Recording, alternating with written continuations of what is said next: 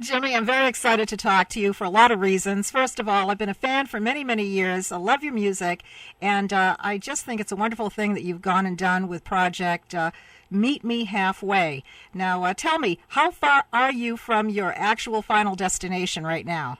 I am less than 50 miles from finishing this walk. Oh boy, when do you actually expect to walk into the home-based youth services? Sunday morning, we'll start. A lot of the supporters, anyone who's wanting to walk in with me, will walk that final mile to the facility, and we'll call it a day. Oh boy, but you're not really calling it a day for Project MMH. It's going to go on, and Absolutely. from what I've heard. And what do you have planned as far as your participation with the project after the walk is over? Well, obviously it takes a lot of thinking, getting your strategy together and try to come up with ways to keep the awareness going, because as we know, today's news is tomorrow's fish wrapping paper, man. Great. It's you know what I mean? It's the walk across America will not even be talked about in a year or two from now, and if it is, it'll be mentioned, and that's it. But we got to keep the awareness going. Hopefully we can make some change. Ultimately, there has to be some changes. There's no way that anyone could tell me that homelessness in America is okay, especially amongst our teens and our youth who are in the system, and some are in there because they didn't have a family. Their family put them in there. My situation was that way. I had a dysfunctional family, and so that's why I was in these homes and ended up living on the street. It's like, that's not fair to these kids who want a career, want to be accepted. It's just not right. So. Now, I know that you're working with the folks in Arizona and in your home state as well, but now you were recently in Washington, and of course that's the place to get the legislation that's going to push this thing through and make the changes throughout the nation. How was it going into Washington? How did you feel? Was there support? How did you feel about talking with the legislators about all this? There is support amongst legislation, and I think it all comes back down to grassroots. People in the community have to step up. We cannot wait on the government to do this job. We can't, because it's amazing the process that they have to go through to get a bill passed. Or it's just incredible. We can't wait around. And if we wait around, these kids that are waiting are going to be, they're going to be older. They're going to be unfortunately, be in jail. It's just, we have to do something here. The community has to get involved. The churches have to get involved, and it's not a big deal. It's not as hard as some people may think. A lot of folks are afraid to help out a teen, but it's really not that hard. A family that took me in were in their mid-70s. They offered me a home and told me to get my hair cut and go to church, and that was the rules. And I followed those rules and stayed there 6 years and never had one issue. Because they cared. Because they cared. They ultimately cared a lot about me, and I stayed there, and I wouldn't be where I'm at right now. I know for a fact I wouldn't be where I'm at right now had it not been for that family. I just know that. It's sort of like The Chain of Love, that song by Clay Walker. It just keeps going. One person cares and helps out, and then it just keeps going on and on and on. And we can only hope that that continues on with Project Meet Me Halfway. I was on the Home-Based Youth Services website, and there's a quote on there. It says, "Homeless teens are like ghosts wandering the streets. They either will die unnoticed or return to haunt society." It's all of our problem. It's not just because you know somebody or you don't know somebody. It's going to affect society. Everybody has to look at this and see what they can do. And there are several ways that anybody can help. You don't necessarily have to take someone in. I'm talking about texting to send some money in for a Project MMH, and that's text Foster to 85944.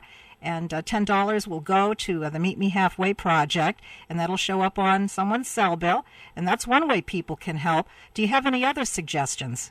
Well, my suggestion would be it's about numbers, and it's about people. And that's I always tell people there's no hidden agenda here. It's really easy to donate $10. If we could get 10 people to donate $10 to a facility, that's great. But what if we got 150,000 people talking about this, and ultimately 400,000 people donate $1? and into a facility that can keep the doors open to help these kids out. I don't make any money off of this. This is something that I started doing, on my downtime, and something I really sincerely care about. And I think it comes down to just word of mouth, people talking about it, making people aware that there is an epidemic out there, homeless teens. A lot of people I've met on this journey have never, ever even heard of teen homelessness, never have heard of aging out of the system. They were just taken by surprise, couldn't believe it. Well, there are so many different things that are out there as far as help for other community things, and maybe this thing just wasn't brought up. Maybe that's what the problem is. Like you said, you got to talk about it, and it is a community-based thing, so everybody in their own hometown can do something, whether it's support the church group that helps the foster care system. The foster care system itself, what do you think of it in this country? Well, we definitely need that system.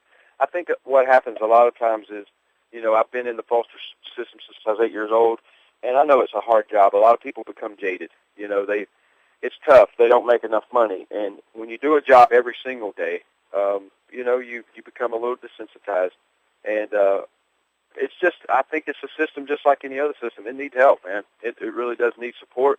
It needs funds.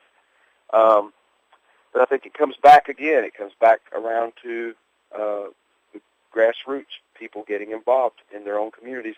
If in the state of Tennessee, apparently Jim Cooper was telling the group, he said if every church in Tennessee would sponsor one kid, there wouldn't be any homelessness in Tennessee. Wow. Boy, that's a statement there. You know what? It's not mixing religion with anything. It's the truth. It says in the book of James, and I hate to sound like I'm preaching because go right ahead. Yeah.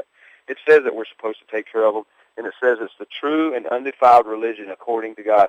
And if anybody reads past that and they don't stop there and say, wait a minute, I'm not doing that, then to me, in my own, I guess, let me say this, it says what it says, and you can't deny it.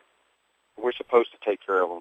Every church should be taking care of them, not just feeding them at Christmas time or doing the soup line at Thanksgiving. That's lame. We're supposed to take care of them. It says it. That's right. So basically, it's the community giving and helping out, and these community groups hopefully getting some support financially from the government, because let's face it, the government, a lot of people have their hands in that money.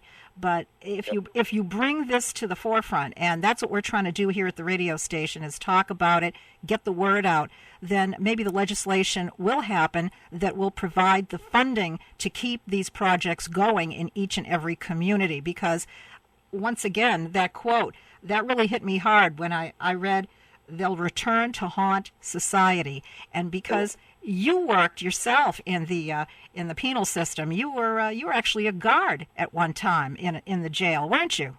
I was an officer for 4 years, and I saw a lot of my foster brothers who I was in the homes with as kids. I saw them come in as convicts, and a lot of them asked me, said, "How did you do it?" And I said, "I didn't do it on my own. I had a family," and I always kind of had a somewhat of a guilty feeling in some ways that they never got that shot, that they had to, 1 out of 4 within 2 years ends up in jail. It's just like when you put a kid out on the street and there is no jobs, they don't have a high school education, what do you expect them to do? They've got to eat. They've got to go steal the food if that means that that's the only thing they do. And the thing about it is if the gangs, if the criminals are accepting them, why can't we accept them? Yeah, exactly.